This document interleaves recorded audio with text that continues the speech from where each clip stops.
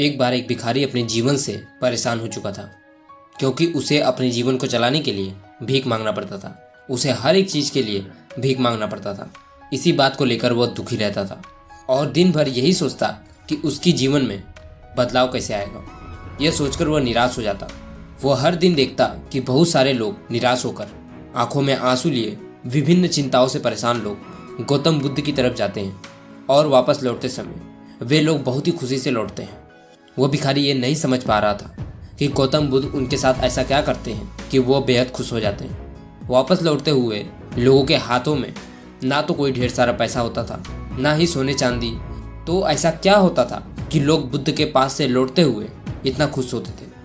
यह सब सोचकर वह भिखारी भी निर्णय लिया कि वह महात्मा बुद्ध के पास जाएगा और देखेगा कि ऐसा वहाँ पर क्या हो रहा है कि दुखी लोग वहाँ पर जाते ही खुश हो जा रहे हैं। वह बुद्ध से मिलने के लिए उनके पास चल पड़ा।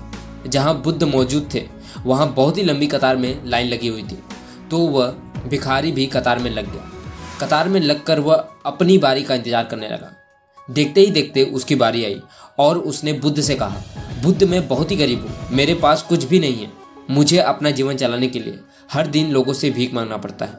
अब आप ही बताइए कि मैं अपने जीवन को कैसे बेहतर कर सकता हूँ। यह सब सुनकर बुद्ध ने कहा, तुम गरीब नहीं हो, तुम्हें ऐसा लगता है क्योंकि आज तक कभी तुमने किसी के लिए कुछ भी नहीं किया, ना ही कभी तुमने किसी को दान दिया, ना ही तुमने दूसरों के लिए कुछ किया।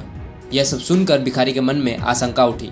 उसकी आशंका को दूर करने के लिए भिखारी ने पूछा, मैं तो एक भिखारी हूँ, मैं लोगों को दान कैसे दे सकता हूँ और कैसे लोगों की सहायता कर सकता हूँ। मुझे तो खुद अपना जीवन चलाने के लिए दूसरों से मांगना पड़ता है।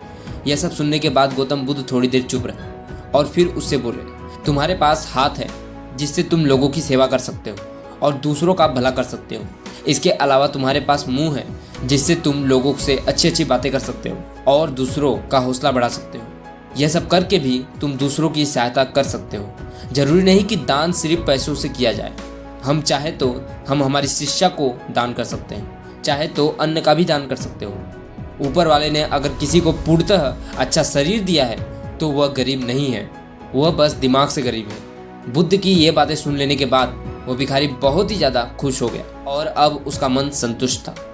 दोस्तों, इस स्टोरी में मोरल ये है, हम सब इस बात की चिंता में समय बर्बाद करते हैं कि हम गरीब हैं, लेकिन ये सत्य नहीं है। सत्य तो ये है कि जब तक हमारा शरीर पूरी तरह बेहतर है तो हम उसका प्रयोग करके आगे बढ़ ही सकते हैं और खुद के जीवन को बेहतर बना सकते हैं।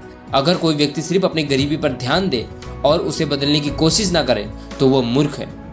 इसके अलावा इस कहानी से हमें ये भी सीख मिलती है कि दान सिर्फ धन का नहीं किया जाता, बल्कि उसके अलावा शिक्षा, भोजन, अच्छे विचार आदि का भी दान किया जाता है। अगर आपके पास धन नहीं है तो आप शिक्षा का दान कर सकते हैं या फिर आप दूसरों के लिए अच्छे विचारों का दान कर सकते हैं। इससे आपको संतुष्टि जरूर मिलेगी। दोस्तों, आई होप ये स्टोरी आपकी लाइफ में वैल्यू ऐड करेगी। मैं मिलता हूँ किसी और वीडियो में, तब तक के लिए जय हिंद, जय भारत।